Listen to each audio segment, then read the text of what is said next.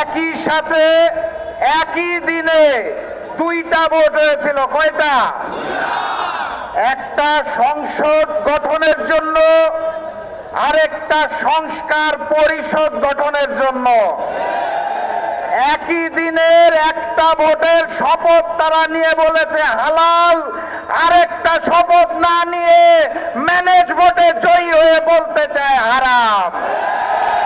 একই দিনে এক ভোট যদি হালাল হয় তাহলে আরেকটা হারাম হতে পারে না।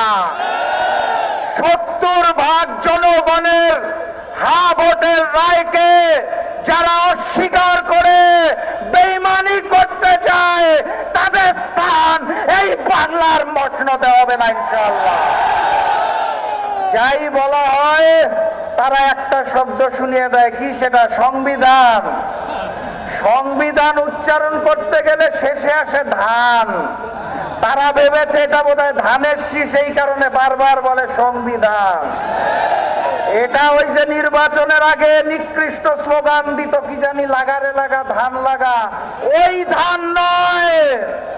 এটা ৭২-এর মুজিববাদী সংবিধান, যা পরবর্তীতে শেখ হাসিনার সংবিধানে রূপান্তর হয়েছে।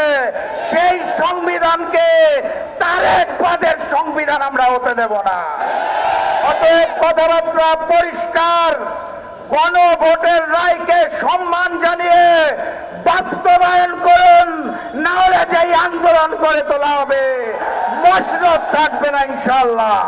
বিজয়ের পথে যাত্রা শুরু, জীবন অথবা মৃত্যু। আসসালামু আলাইকুম।